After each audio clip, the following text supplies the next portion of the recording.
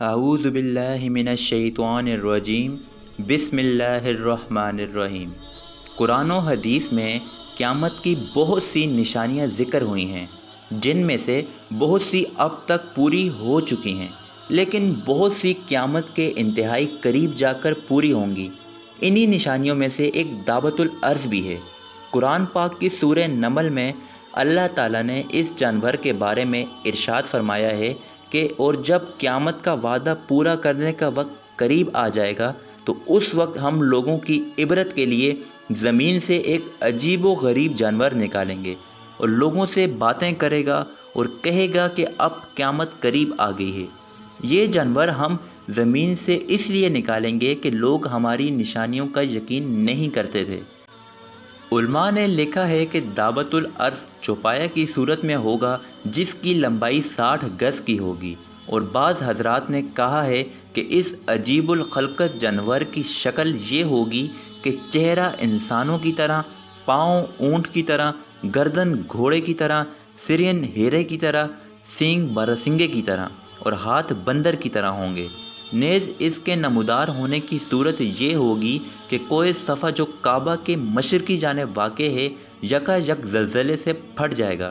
اور اس میں سے یہ جانور نکلے گا جس روز سورج مغرب سے طلوع ہوگا، اسی دن یا اگلے دن یہ عجیب الخلقت جانور زمین سے نکلے گا۔ مکہ مکرمہ کا صفا پہاڑ پھٹے گا اور اس میں سے ایک عجیب الخلقت جانور نکلے گا اور لوگوں سے کلام کرے گا، جس طرح اللہ تعالیٰ نے اپنی قدرت سے حضرت صالح علیہ السلام کے ناکے کو پتھر سے نکالا تھا۔ اسی طرح اپنی قدرت سے قیامت کے قریب زمین سے ایک جانور نکالیں گے جو لوگوں سے کلام کرے گا اور قیامت کی خبر دے گا۔ یہ دعوت الارض مومنوں کے چہروں پر ایک نورانی نشان لگائے گا جس سے مومنوں کے چہرے روشن ہو جائیں گے، اور کافروں کی آنکھوں کے درمیان ایک مہر لگائے گا جس سے ان کے چہرے سیاہ ہو جائیں گے۔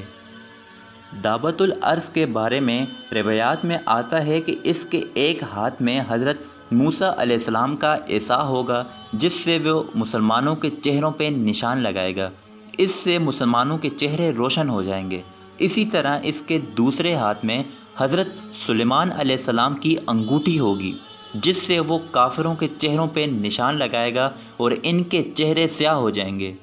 حضرت عبداللہ بن عمر رضی اللہ تعالی عنہ کہتے ہیں کہ میں نے رسول کریم صلی اللہ علیہ وآلہ وسلم کو یہ فرماتے ہوئے سنا، ظاہر ہونے کے اعتبار سے قیامت کی نشانیوں میں سب سے پہلی نشانی آفتاب کا مغرب سے طلوع ہونا اور چاش کے وقت لوگوں پر دعوت الارض کا نکلنا ہے، اور ان سے اس کا بات کرنا، اور ان دونوں مذکورہ نشانیوں میں سے جو نشانی پہلے ظاہر ہوگی اس کے جلد ہی بعد دوسری ظاہر ہو جائے گی۔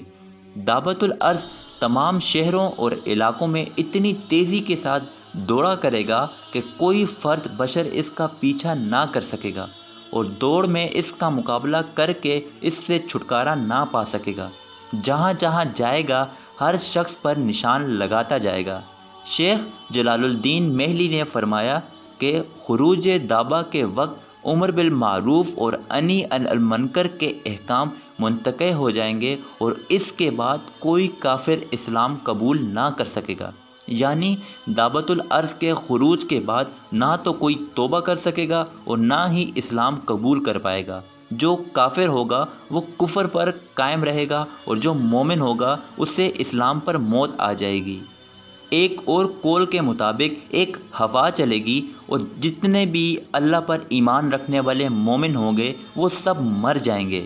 اسی کے بعد قیامت قائم ہوگی۔ اور ایک دوسرے قول میں دعوت الارض اور قیامت کے سور پھونکے جانے کے درمیان 120 سال کا وقت بتایا گیا ہے۔